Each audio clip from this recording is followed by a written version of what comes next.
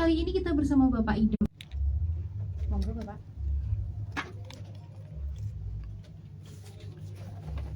Assalamualaikum warahmatullahi wabarakatuh. Innal hamdalillah nahmaduhu wa nasta'inuhu wa nastahdihi wa nastaghfiruh wa na'udzu billahi min syururi anfusina wa min sayyiati a'malina. May yahdihillahu fala mudilla lahu wa may yudlil fala hadiya lahu. Wa asyhadu an la ilaha illallah wahdahu la syarika lah. Wa asyhadu anna Muhammadan abduhu wa rasuluhu la nabiyya ba'dah. Allahumma salli wa sallim wa barik ala sayyidina Muhammad wa ala alihi wa sahbihi ajma'in. Amma ba'du. Para pendengar radio Sorangawi FM frekuensi 90,3 yang budiman. Alhamdulillah mutiara Ramadan kali ini bersama kami Idaham Penyuluh Agama Islam KUA Kecamatan Sine dari kantor Kementerian Agama Kabupaten Ngawi akan membawakan mutiara Ramadan dengan judul Anger Management atau pengelolaan emosi.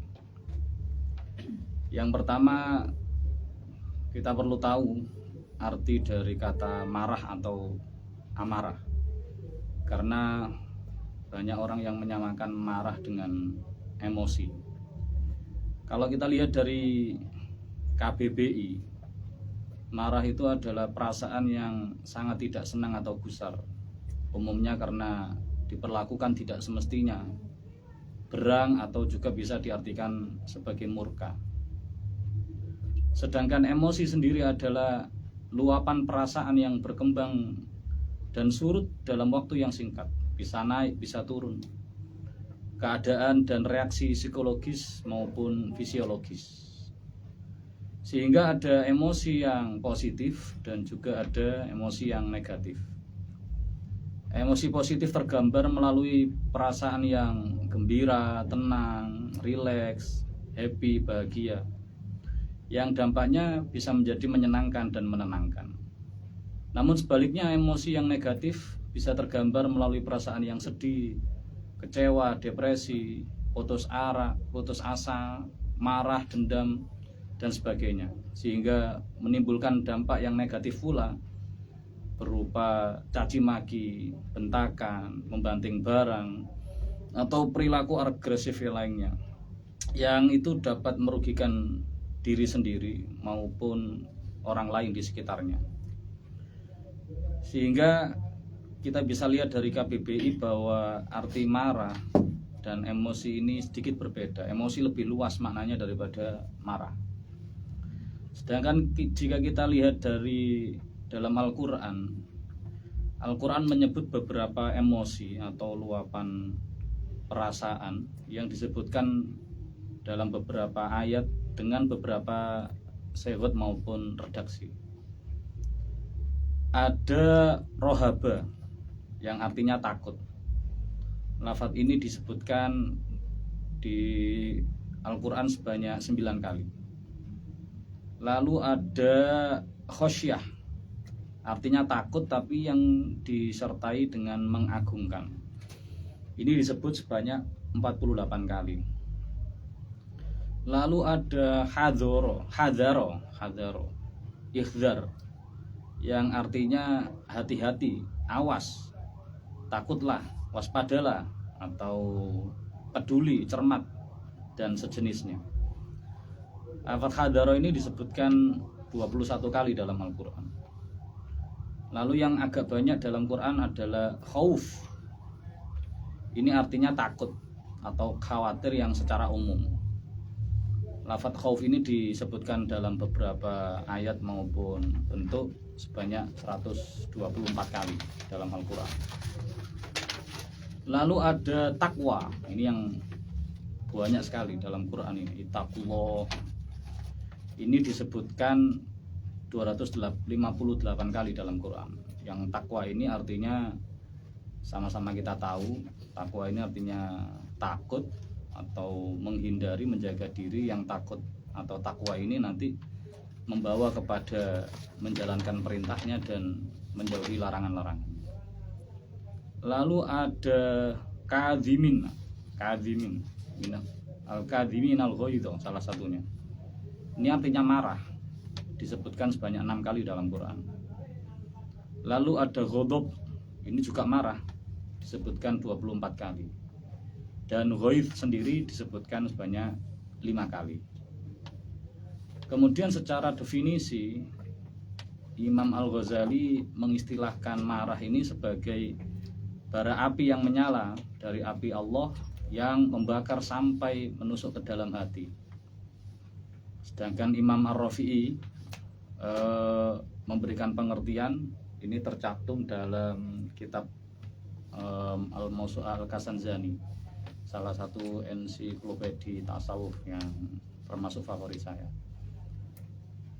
Imam Ar-Rafi'i mengartikan marah ini sebagai gejolak darah dari jantung atau kalbu, yang karenanya ini menuntut pembalasan atau menuntut reaksi.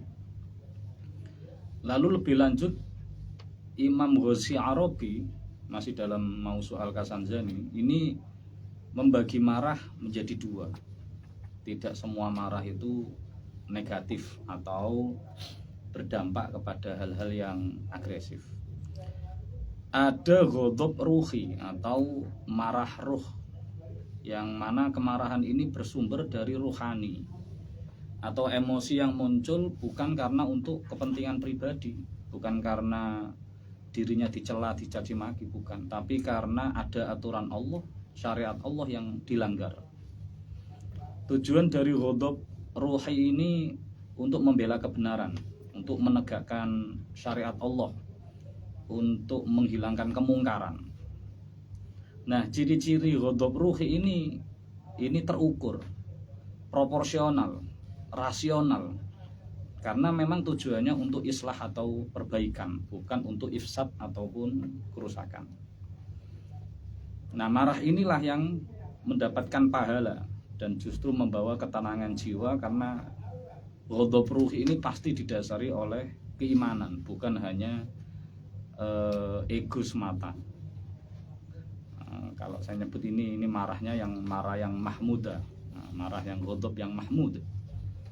Kemudian yang kedua, ada ghadab nafsi, ada marah yang karena hawa nafsu, yang sumbernya memang dari ego, keangkuhan, kemudian keinginan dari hawa nafsunya.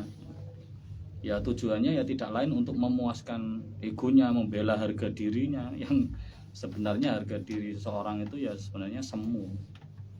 Harga diri itu kalau diri kita digunakan untuk mengabdi kepada Allah.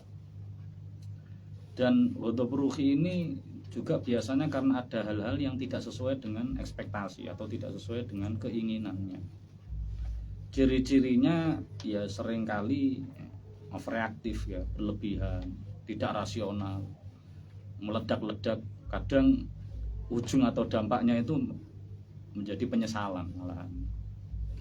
Marah ini menutupi akal sehat, ya, menjadi awan gelap bagi akal sehatnya, sehingga tidak bisa berpikir dengan jernih, dengan rasional. Justru kemarahan ini menimbulkan kerusakan ataupun kekerasan, ya, menjauhkan diri dari ketenangan jiwa.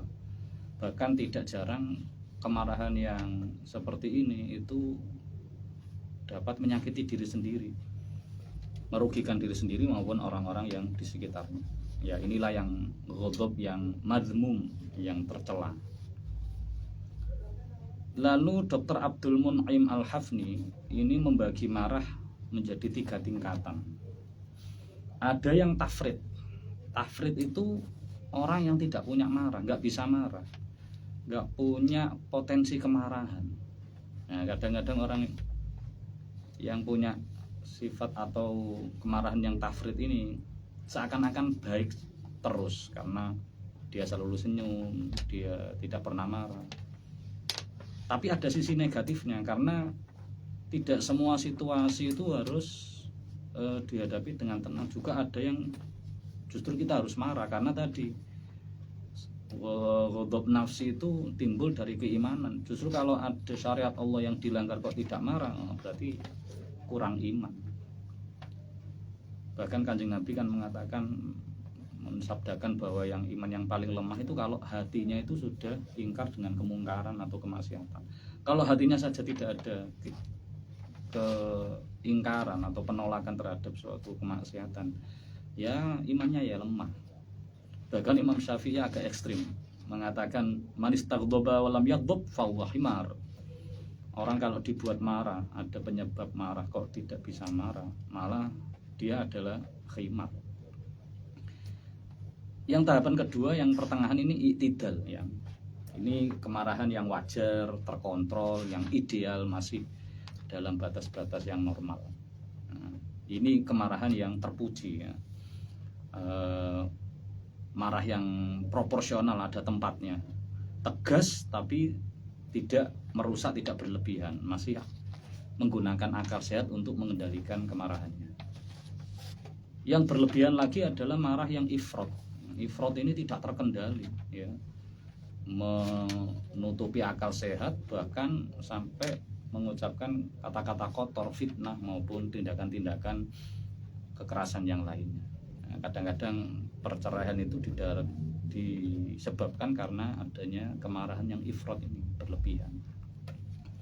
Lalu jika kita lihat di Al-Quran, apakah Quran tidak ada kemarahan atau tidak ada situasi-situasi kemarahan? Ada sekarang, ada, lumayan ada.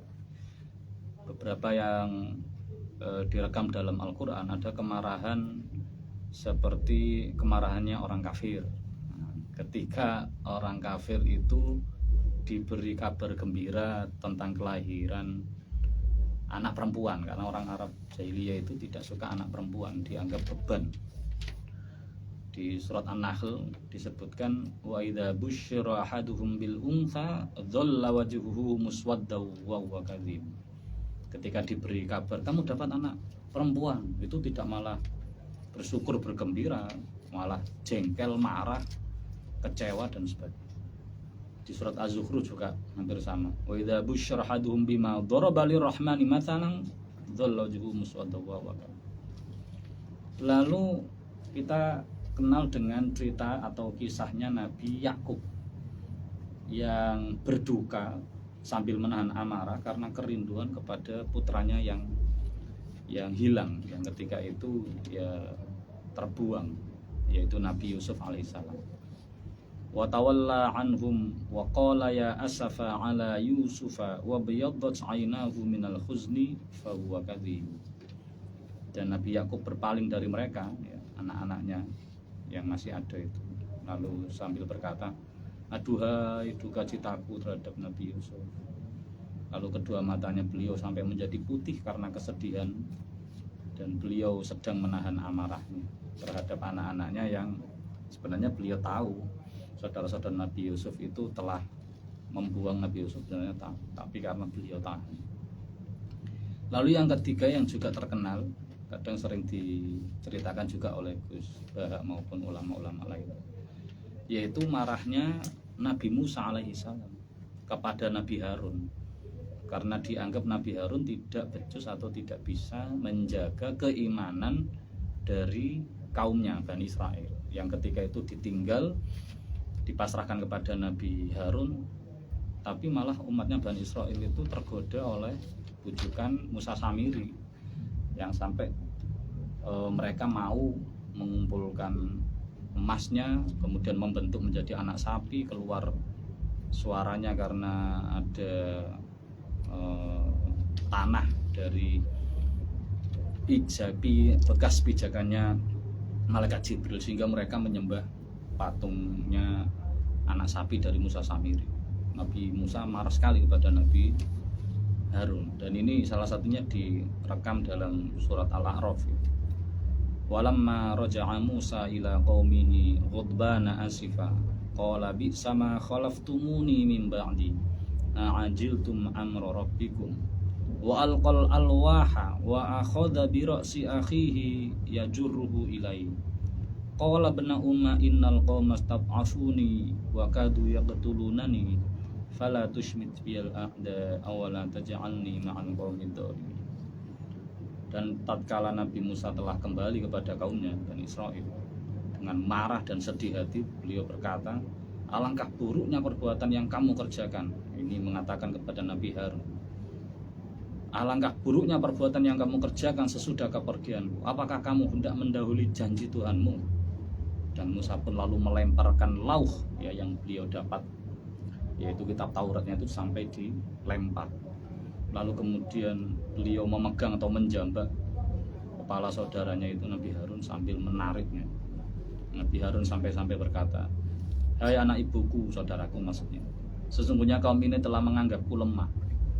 Beliau, kita tahu bahwa Nabi Musa itu memang Nabi yang tegas sekali, sedangkan kebalikannya Nabi Harun itu yang lemah lembut, yang kalem gitu, sehingga umatnya ini tidak ada segan maupun takut kepada Nabi Harun. Sehingga bahkan mereka itu dikatakan di sini wakadu yaqtulunani, hampir-hampir saja kaum Bani Israel itu membunuh Nabi Harun karena dicegah untuk menyembah patung anak sapi itu. Kemudian Nabi Harun juga mengatakan, sebab itulah jangan kamu jadikan musuh-musuh gembira melihatku. Jangan sampai mereka bergembira karena Nabi Musa memarahi Nabi Harun seperti itu. Dan janganlah kamu masukkan aku ke dalam orang-orang yang dolim. Jangan sampai menganggap bahwa Nabi Harun yang dolim. Nabi Harun sebenarnya sudah melaksanakan yang diperintahkan Nabi Musa, ya, menjaga keimanannya. Tapi ya karena Bani Israil itu Masya Allah ya, kokoh sekali, ngeyel sekali ya, keras kepala sekali, sehingga Nabi Harun pun ya dianggap remeh oleh mereka. Mereka itu hanya takut kepada beberapa nabi yang dianggap oleh mereka memang super power seperti Nabi Musa. Mereka takutnya di situ. Kalau nabi yang lemah lembut gitu, mereka ya berani. Bahkan dalam Quran kita tahu bahwa salah satu dosa besarnya Bani Israel itu ya membunuh para nabi yang tidak mereka setuju. Na'udzubillah. Kemudian ada kemarahan yang direkam Al-Quran juga, yaitu kemarahannya Nabi Yunus alaihissalam yang marah kepada kaumnya yang tidak mau beriman, didakwai, diajak untuk menyembah Allah tidak mau. Ini salah satunya di surat Al-Anbiya ini ada disebutkan. Wa dhannuni idh dhahaba mughadiban fa dhanna an lan naqdiru alaihi fanada fid dhulumati alla ilaha illa anta subhanaka inni kuntu minadh dhalimin. Dan ingatlah kisah Dhunnun, yaitu Nabi Yunus, ketika ia pergi dalam keadaan marah yang meninggalkan kaumnya. Lalu ia menyangka bahwa Allah tidak akan mempersempit atau menyulitkannya. Dikira Allah ridho mungkin kalau saya pergi, umat saya ya dablek ini. Nah, ternyata singkat cerita justrulah Nabi Yusuf mendapat teguran dari Allah karena meninggalkan kaumnya. Dan menurut satu riwayat ya karena Nabi Yunus ketika menjanjikan atau tandir menakut-nakuti kaumnya tidak disertai dengan kata-kata insya Allah. Akhirnya Nabi Yunus pergi dengan marah, jengkel, kaumnya tidak mau beriman dan menganggap bahwa kalau kamu tidak mau beriman 3 hari lagi akan turun azab tanpa mengucapkan insya Allah. Lalu pada hari yang akan dijanjikan itu Nabi Yunus pergi dalam keadaan marah, terus numpang kepada kapal ya, yang justru akhirnya di kapal itu terjadi ombang-ambing ya. Terus dikatakan bahwa ini karena ada orang yang minggat dari kaumnya. Lalu ketika diundi keluar nama Nabi Yunus, sampai diundi lagi, akhirnya terus Nabi Yunus masuk ke laut dan ditelan oleh ikan. Nah di situ beliau berdoa la ilaha illa anta subhanaka inni kuntu minadh dhalimin. Itu beliau menyadari kemarahannya dan kesalahannya. Lalu apakah Allah pernah marah? Oh ada, sangat jelas sekali. Redaksi marah, Allah marah dalam Quran jelas sekali. Salah satunya di surat Al-A'raf. Innal ladzina ittakhadul ijla sayanaluhum ghadabun mir rabbihim wa dhillatun fil hayatid dunya wa kadzalika najzil muttaqin. Tidak ada kemarahan yang perlu kita takuti kecuali memang kemarahan yang luar biasa, yaitu dari Allah Subhanahu wa taala. Sesungguhnya orang-orang yang menjadikan anak lembu, anak sapi tadi dari Musa Samiri itu sebagai sembahannya, kelak akan menimpa kepada mereka kemurkaan dari Tuhan, kemarahan dari Tuhan mereka, dan kehinaan dalam kehidupan di dunia. Demikianlah kami memberi balasan kepada orang-orang yang membuat-buat kebohongan. Nah, ini murkanya Allah kepada umatnya Nabi Musa dan Israel yang menyembah patung anak sapi ketika ditinggalkan oleh Nabi Musa. Allah juga marah atau ghadab kepada kaum munafik maupun kaum musyrik, ya. Disebutkan di surat Al-Fatih, wa yu'adzibal munafiqina wal munafiqati wal musyrikina wal musyrikati dhannina billahi dhanna saw alaihim dairatus saw wa ghadiballahu alaihim wa la'anahum wa adalahum jahannam wa sa'at masira. Masyaallah, kalau ada lafaz ghadiballahu alaihim ini bergetar, ya. Kita juga berdoa seperti yang diwasiatkan oleh Kanjeng Nabi, kalau kita membaca ayat yang ada ayat rahmah, kita diperintahkan untuk meminta rahmat tersebut. Tapi kalau ada ayat yang azab seperti ini, kita diperintahkan untuk beristi'adzah. Allahumma inna na'udzubika min sakhatika wan nar. Ya Allah, kami berlindung kepadamu dari kemurkaanmu dan dari neraka-Mu. Ini beberapa rekaman kemarahan dalam Al-Quran. Jika hak Allah Subhanahu wa Ta'ala atau syariat Allah itu dilanggar, ya, maka wajib bagi kita untuk marah. Inilah yang tadi disebut sebagai ghadab ruhi, ya. Ini sebagaimana yang diriwayatkan oleh Sayyidah Aisyah radhiyallahu anha, menyatakan man taqama Rasulullah sallallahu alaihi wasallam li nafsihi fi syai'in yu'ta ilaihi hatta yuntahaka min hurumatillah wa yantaqima lillah. Rasulullah SAW tidak pernah marah terhadap seseorang untuk diri beliau sendiri, enggak pernah, karena sesuatu yang berkaitan dengan diri pribadi sendiri. Beliau diejek, ya tidak marah, dicaci maki tidak marah, difitnah tidak marah. Beliau dikatakan apa saja oleh kaum kafir jahili itu, katakan tukang sihir, katakan orang gila, katakan pendongeng, macam-macam. Nabi tidak marah. Bahkan Nabi juga disakiti secara fisik. Kita tahu Nabi diludahi, dilempar kotoran, mau dibunuh, macam-macam. Tapi Nabi tidak marah. Bahkan sangat terkenal sekali, Nabi malah mendoakan Allahumma hdi qaumi fa innahum la ya'lamun.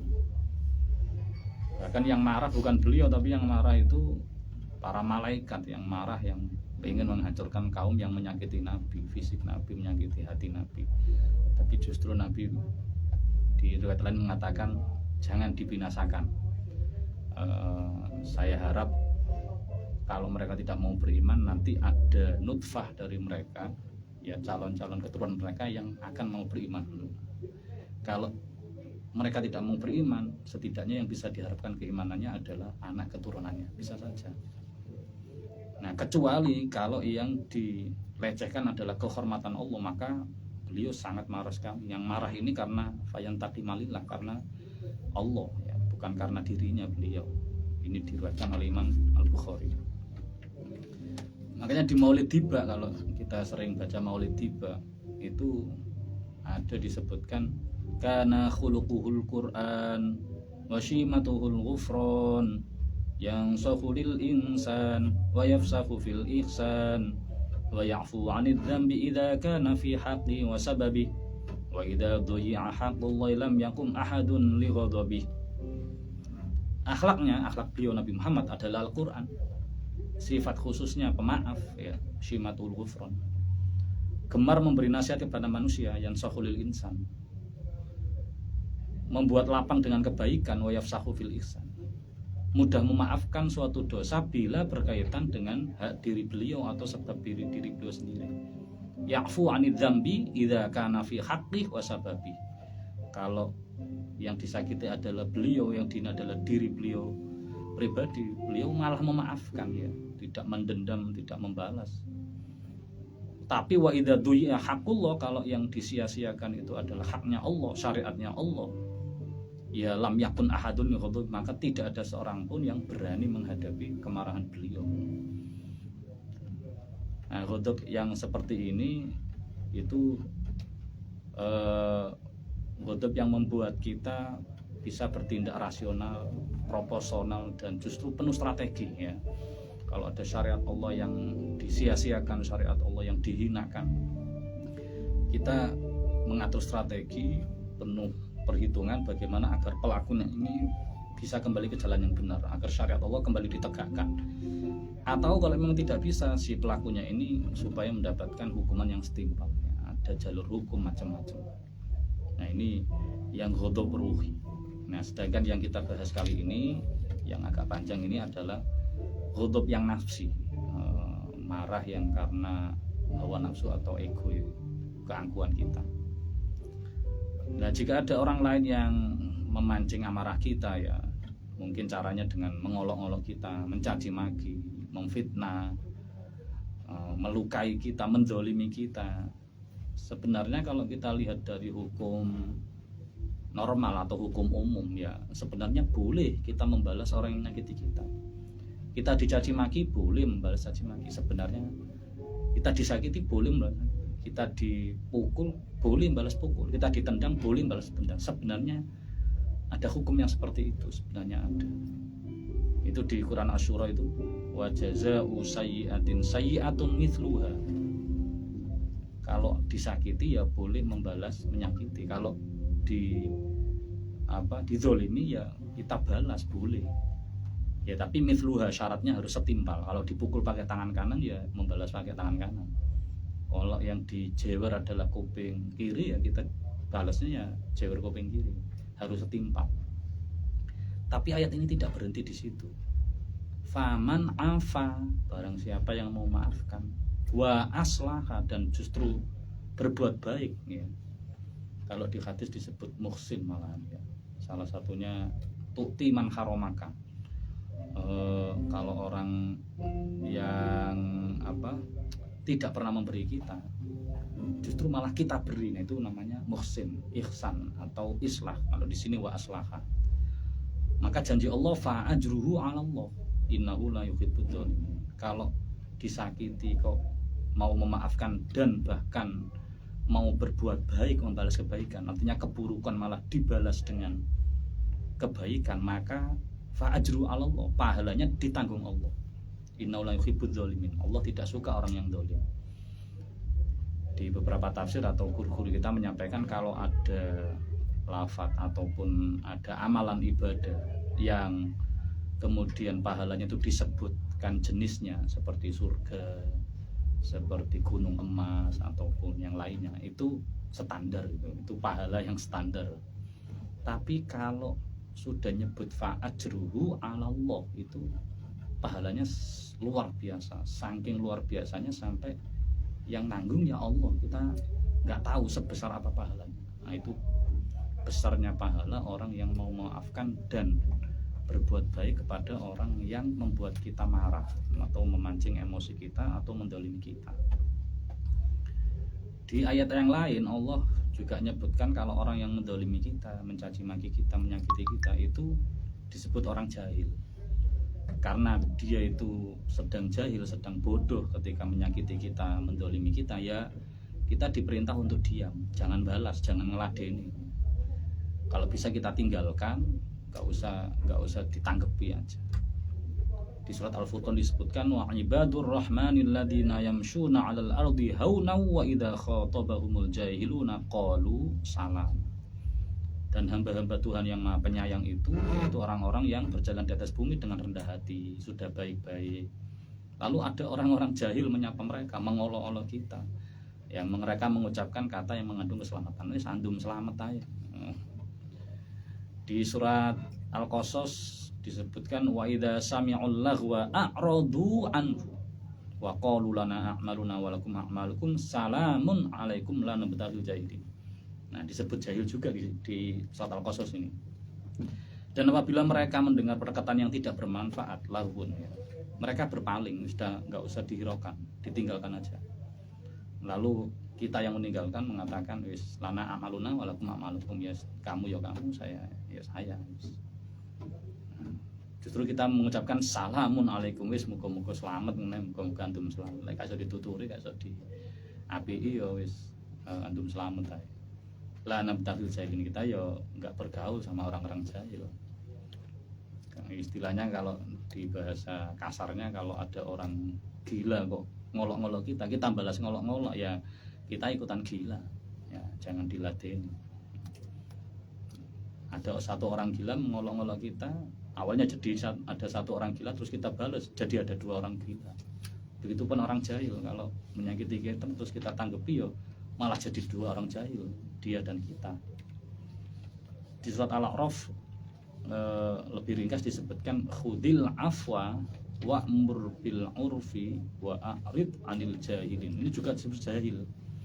Jadilah engkau pemaaf, lalu suruhlah orang mengerjakan yang ma'ruf dan berpaling pada orang-orang yang bodoh, yang menyakiti, mendolimi, mengolok kita, memfitnah dan sebagainya. Apalagi ini di bulan Ramadan, di bulan puasa ini. Nabi punya pesan khusus ketika masalah puasa terus kita disakiti, kita diperingatkan asyamu junnah fala yarfuth wala yajhal wa in mur'un qatalahu aw syatamahu falyaqul inni shaim marratayn. Kalau kita disakiti, ya kita ucapkan dalam hati, saya ini puasa, tahan. Nah, ini persis kalau kita mau melakukan seperti ini mau memanajemen kemarahan kita ketika di caci maki orang lain, ini persis seperti yang dicontohkan oleh Nabi Muhammad, juga direkam dalam Maulid Atiba itu. In udiya ya'fu wa la yu'aqib wa in khusima yasmut wa la yujawib. Bila Nabi itu disakiti, beliau maafkan, tidak balas dendam. Bila dihina, beliau diam, tidak menjawab. Bahkan sahabat Muawiyah bin Al-Hakam As-Sulami itu juga mengakui bahwa beliau itu orang yang tidak pernah membalas ataupun dendam kepada orang lain. Fabi abi wa huwa wa ummi ma ra'aitu mu'alliman qabla wa ba'da ahsana ta'liman minhu ay min Rasulillah. Fa wallah ma kaharani wala darabani wala syatamani. Demi ayah ibuku, tidak pernah aku melihat seorang pendidik yang lebih baik daripada beliau, Kanjeng Nabi. Baik sesudah maupun sebelumnya maupun sesudahnya. Demi Allah, beliau tidak pernah membentak, mukul maupun maki-maki saya. Ini direkam oleh Imam Muslim. Nah, tapi kadang-kadang kemarahan itu sudah bergejolak di hati kita, ya, sudah menguasai jiwa kita. Maka bagaimana resepnya? Nah, Rasulullah mengajarkan yang pertama baca ta'awud, isti'adzah. Nah, ini direkam di hadisnya Kanjeng Nabi, ada dua orang yang sedang cekcok, ya, saling caci maki. Lalu Kanjeng Nabi ada di sampingnya, dan Nabi mengucapkan inilah a'lamu kalimatan lau qalaha la dhaba minhu ma yajid. Kalau mereka diajarkan suatu kalimat yang nanti ketika diucapkan itu pasti kemarahannya akan hilang. Apa itu? Yaitu a'udzubillahi minasyaitonir rajim. Akhirnya sahabat-sahabat yang menyaksikan orang yang saling caci maki itu terus bilang, ala tasma'u ma yaqulun Nabi. Kamu nggak dengar tak yang dikatakan Nabi? Nabi nyuruh ta'awud. Nah, ini orangnya malah kisinan terus bilang, ini lastu bimajnun, saya nggak orang gila kok. Nah, kalau di Quran, wa imma yang zaghannaka minasyaiton nazghun fasta'id billah innahu sami'un alim. Kalau ditimpa godaan setan, ya kita berlindung pada Allah dan mengucapkan ta'awud tadi itu. Lalu cara yang kedua yaitu berwudu, yang paling terkenal, ya. Kalau marah, wudu. Kenapa? Logikanya sederhana, Kanjeng Nabi itu. Innal ghadaba minasyaiton wa innasyaiton khuliqa minan nar wa innama tudfa'un nar bil ma'. Fa idza ghadiba ahadukum ya falyatawaddo. Marah itu dari setan. Nah, setan itu diciptakan dari api. Lah, api itu padamnya dengan air. Maka ketika marah, ya wudu aja biar padam. Yang ketiga ya seperti tadi, ya, diam aja, nggak usah balas, nggak usah ngeladeni, ditinggalkan gitu aja. Wa idza ghadiba ahadukum falyaskut. Kalau kamu sedang marah, diam aja, nggak usah balas, malah nanti menjadi meledak-ledak, malah agresif nanti malah. Kemudian yang juga yang tidak kalah terkenal yaitu ketika kita marah, kita disuruh untuk mengubah posisi dari berdiri menjadi duduk, dari duduk menjadi berbaring. Idza ghadiba ahadukum wa huwa qa'im falyajlis. Kalau sedang marah dan sedang waktu itu berdiri, ya duduk aja, silakan duduk. Fa idza ghadiba anhul ghadab, kalau sudah hilang ya alhamdulillah. Tapi wa illa kalau duduk kok masih marah, ya falyatoji, tidur aja. Nah, silakan dicoba tidur dalam keadaan marah, itu sulit sekali. Makanya kalau ada orang tidur kok marah, justru malah bangkit. Nah, itu. Lalu kalau kita bisa nahan amarah, bisa diem ya, bisa ngontrol emosi, apalagi sampai bisa memaafkan dan berbuat baik, lalu pahalanya buat kita apa? Banyak sekali. Yang pertama berarti kita menjalankan wasiatnya Kanjeng Nabi. Nah, Nabi kan diminta wasiat sama seseorang, lalu Nabi bilang la taghdab sampai diulang itu berapa kali. Nah, berarti kita kalau mampu menahan amarah, menahan emosi, lalu bisa memaafkan dan berbuat baik, berarti kita sudah menjalankan wasiatnya Kanjeng Nabi. Lalu orang kalau menahan amarah itu juga hatinya dipenuhi rasa keamanan dan keimanan. Nah, ini Imam Al-Munawi ya yang meriwayatkan man kadzama ghaidhan wa huwa yaqdiru ala infadhi mala Allah qalbahu amnan wa iman. Kalau ada orang yang bisa menahan amarah padahal sebenarnya dia bisa meluapkan emosinya, maka Allah akan penuhi hatinya dengan rasa aman dan keimanan. Lalu orang yang mampu nahan amarah, bisa maafkan, itu juga termasuk tanda-tanda orang yang beriman dan bertakwa, sehingga akan mendapatkan pengampunan dari Allah. Nah, ini ayat yang sering dibacakan ketika hari raya. Wasari'u ila maghfiratin mir rabbikum wa jannatin 'arduha as-samawati wal ardu u'iddat lil muttaqin alladzina yunfiquna fis sarra'i wad dharra wal kadhiminal ghaidha wal 'afina 'anil nas. Salah satu cirinya adalah wal kadhiminal ghaidha, menahan amarah, wal 'afina 'anil nas, bisa memaafkan manusia yang lain. Di ayat di surat Asy-Syura juga walladzina yajtanibuna kaba'iral itsma wal fawahish wa idza ma ghadibu hum yaghfirun. Ketika marah mau memaafkan, maka pahalanya besar sekali. Imam Ibnu Majah menyampaikan riwayat sebuah hadis, ma min sur'atin azamu ajrun indallah, tidak ada tegukan pahala yang lebih besar di sisi Allah min sur'ati ghaidin kadzamaha, daripada amarah yang bisa ditahan oleh abdun ibtigha wajhillah, oleh seorang hamba yang menahan amarah itu memang karena niatnya lillahi ta'ala. Dan orang yang mampu menahan amarah itu dijanjikan bidadari surga yang boleh milih yang mana saja. Man kadzama ghaidhan wa wastati ayun yunafidahu da'ahu Allah yaumal qiyamah ala ru'usil khalaiq hatta yukhayyirahu fi ayyil khur sya'a. Dipamerkan pada makhluk yang lain. Ya, barang siapa yang menahan amarah apabila padahal dia mampu melampiaskannya, meluapkannya, maka Allah akan memanggilnya di hadapan para makhluk, dipamerkan, "Kilo hambaku yang mampu menahan amarah." Lalu memberinya pilihan bidadari yang milih bidadari nomor 1 sampai nomor 1000, kamu pilih yang mana? Semuanya ya Allah, oke, silahkan. Saking besarnya pahala orang yang bisa nahan amarah. Lalu orang menahan amarah itu juga menambah kemuliaan. Di riwayat Imam Muslim dikatakan sebuah hadis, Nabi menyampaikan, mana qasad shadaqatan min malin wa ma zadallahu 'abdan bi'afwin illa izzan wa ma tawadda'a ahadun lillah illa rafa'allah. Tidaklah sedekah itu dapat mengurangi harta, dan tidaklah Allah menambah seorang hamba yang mau maafkan kecuali akan ditambah kemuliaannya. Dan tidaklah seseorang itu rendah hati, tawadhu, kecuali justru Allah akan angkat derajatnya. Lalu yang terakhir, orang yang mampu menahan amarah, memaafkan, ya, berbuat baik itu dalam beberapa jurnal maupun penelitian medis ya, itu bisa mendatangkan manfaat bagi kesehatan ya, seperti mengurangi stres ya, tidak banyak kepikiran, menyimpan dendam, bisa menyehatkan jantung dan memperkuat hubungan sosial juga, mengurangi rasa sakit, menyehatkan fisik maupun mental kita. Dari sini kita bisa simpulkan bahwa emosi manusia itu ada yang positif, ada yang negatif. Dan marah itu merupakan salah satu dari bagian yang negatif. Kalau yang marah itu yang ghadab, yang nafsi tadi itu. Nah, sehingga marah itu dibagi dua, ada yang ghadab yang ruhi, yang mahmud, yang terpuji, yang baik. Ada marah yang nafsi, yang karena nafsu. Yang ini yang madmum, yang tercela. Sedangkan tingkatannya ada 3, ada yang tafrid, tidak bisa marah, malahan di nol marahnya, tidak ada energi potensi kemarahan, yang itu juga kurang baik.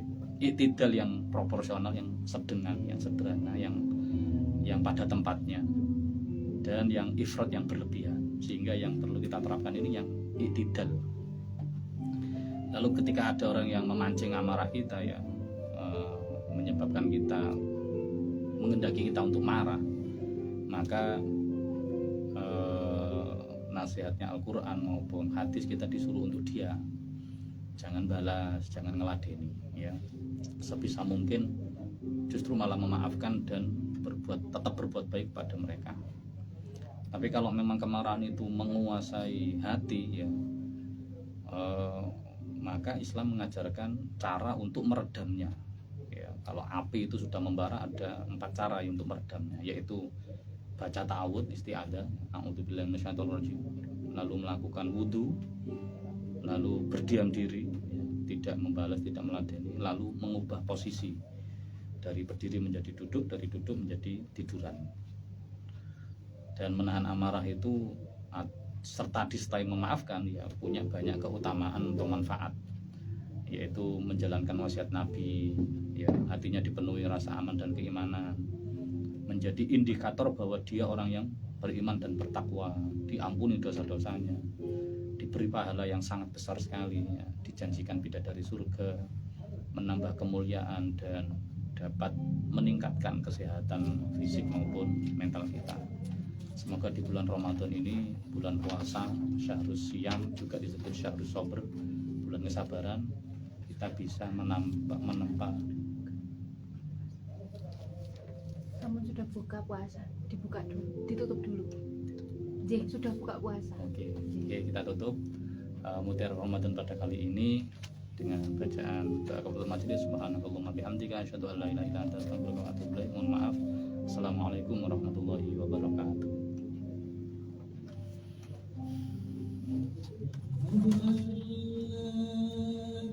Sampun buka soalnya.